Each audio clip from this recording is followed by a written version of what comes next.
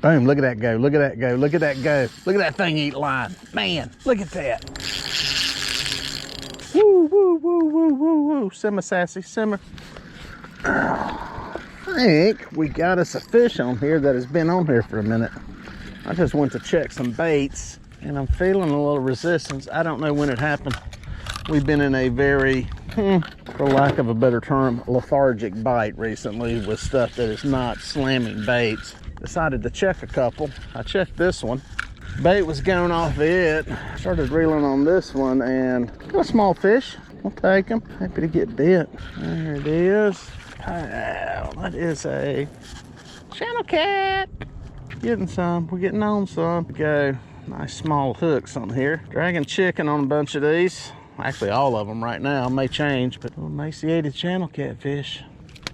Back alive. All right, guys, I've been pulling through here probably about 45, 50 minutes now, dragging nothing but chicken to start out with. That is the first catfish that I have hooked into. The plan was to come out here and cover some new water for some guide trips that I've got coming up. Got the day off today, hoping to find some blues up on some flats that are feeding on mussels. It's kind of been the thing that's been working, but it seemed like some stuff has shifted around and these fish have kind of gone a little bit of lockjaw here recently, or at least a lot harder to catch. So I'm going to do a little more prospecting in through here. I'm going to drag this a little while longer, and then depending on what happens, what I see, what I catch, I may have to make some adjustments and either run to a different area or just try some different depth ranges to see what's going on.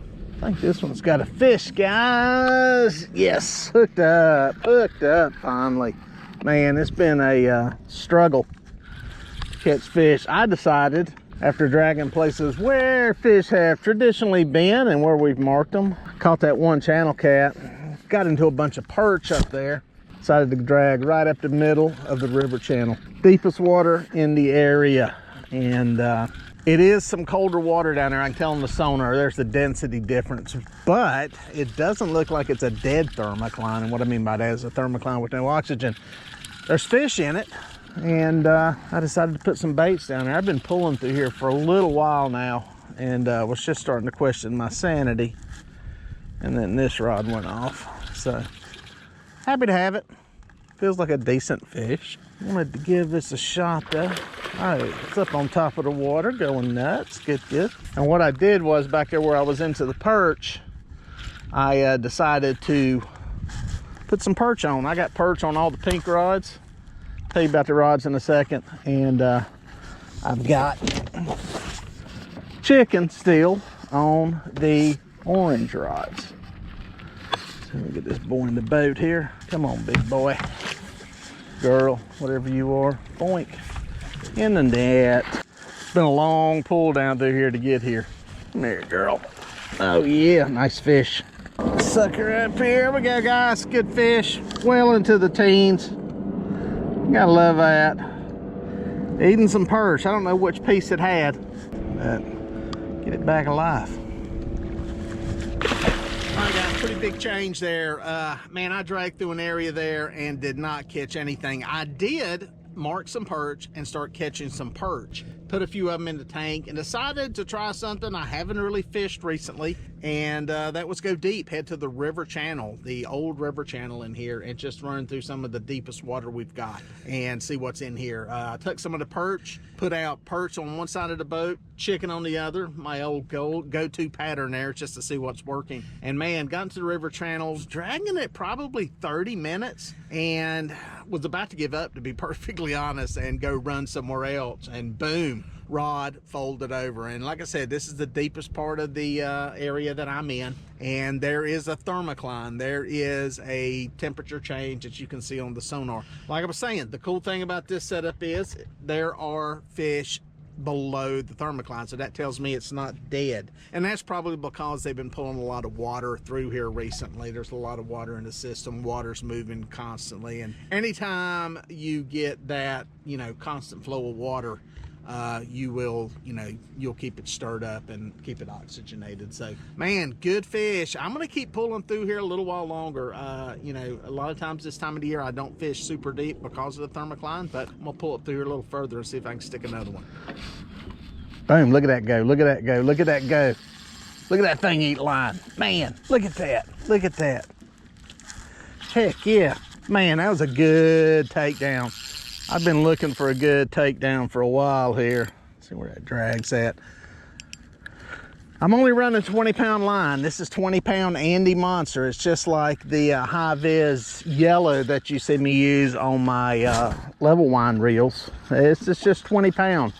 I decided to put 20 pound on here. Well, one reason to show you folks, you can catch catfish on 20-pound line. Also to give me a little more line capacity on these reels. They got a lot of line capacity. I've never even got these close to the back end of them. So there's plenty of line on here, plenty of line in case you get some break-offs and lose some line. Boy, he's pulling.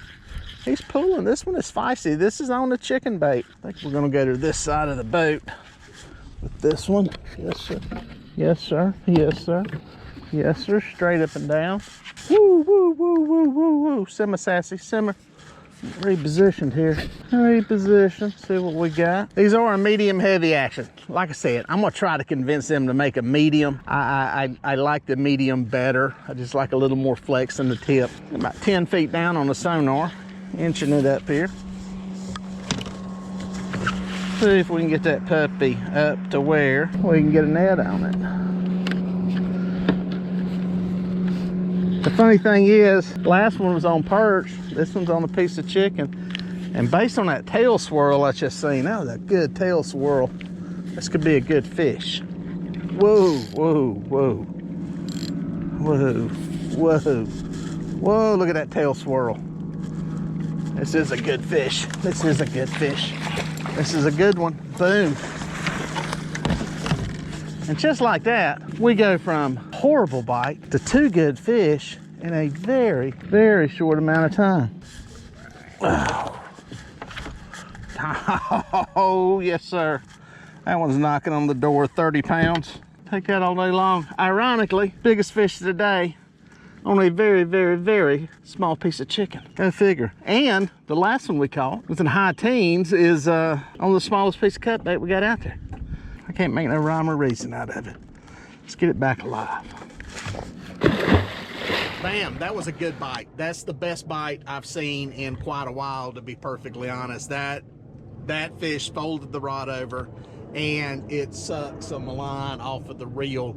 I don't have my, the setup with these Catfish Pro spinning reels is I don't put a lot of drag on them. I'll probably only got about maybe 7-8 pounds on there. It's 20-pound line. They got way more drag than that, but I just don't run it that high. There's no need to.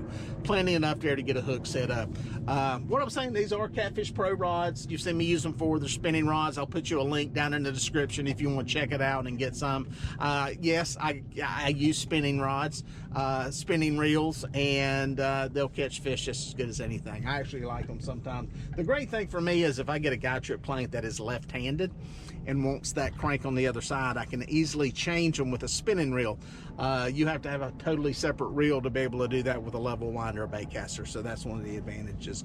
Only 20-pound line. The blue line you see back there on the reels is Andy. It's monofilament, but it's only 20 pounds. It's all I need to catch fish on this lake. So pretty much fish about anywhere. You may have to work a little harder and be a little more careful, but it'll catch them. So that one was a good one. Again, in the middle of the deepest water. Now, you know, ironically, that one was on a piece of chicken. The one before that was on a piece of perch. So, you know, there's not a whole lot of rhyme or reason as to which one they're hitting and why they're hitting it, but they're hitting it. The funny thing is they're hitting the smallest baits I've got out. So I'll take it. It's fish. We're catching them. And for the middle of the summer and the heat, it's a pretty good day. I may have a small fish on here.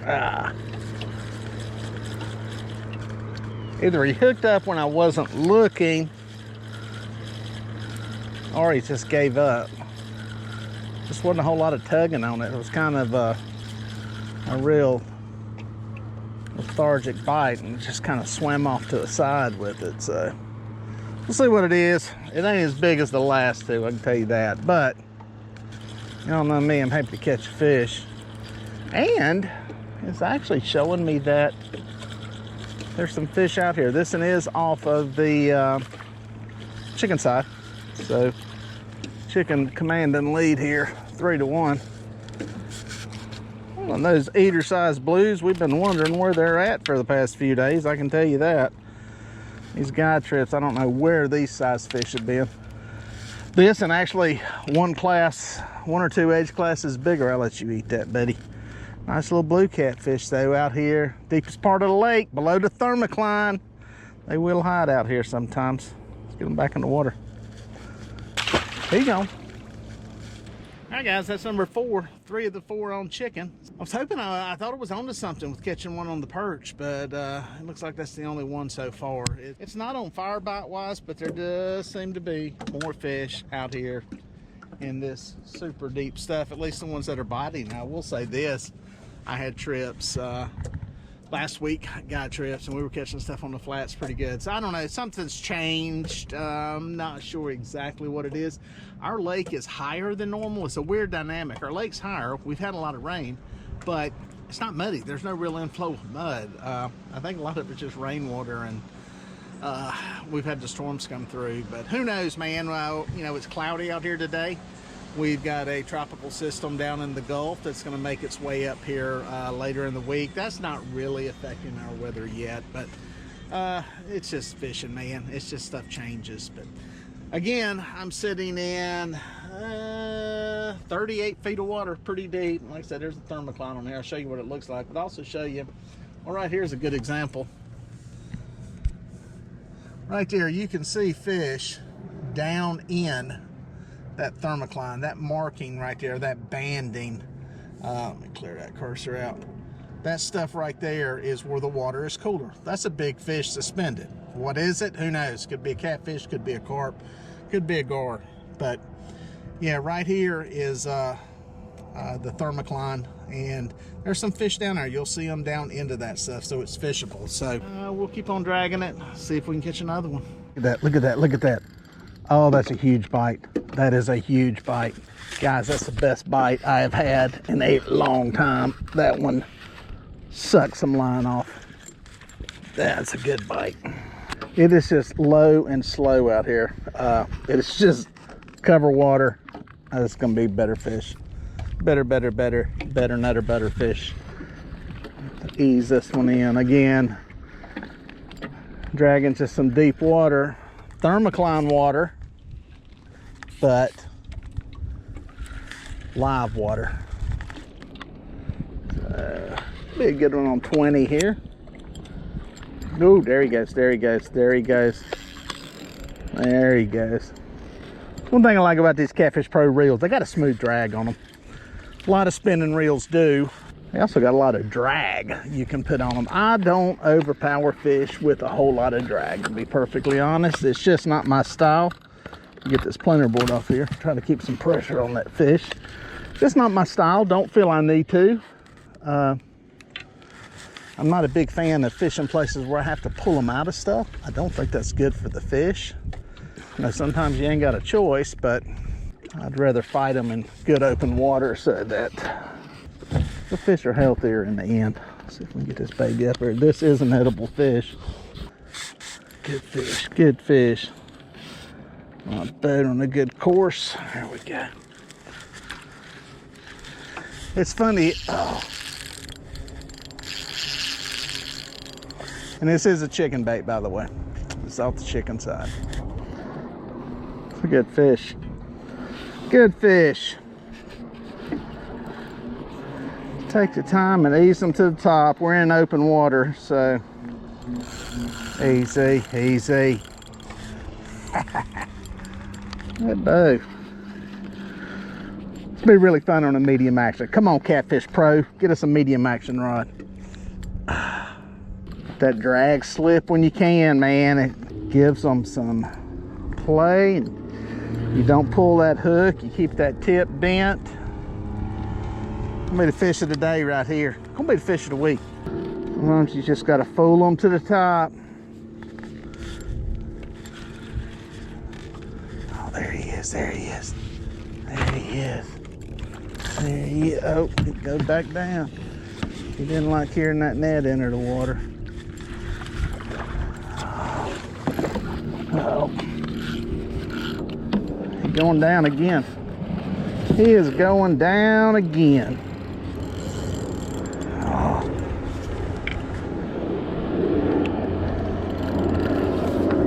It's a strong fish. Trying to nurse him up here.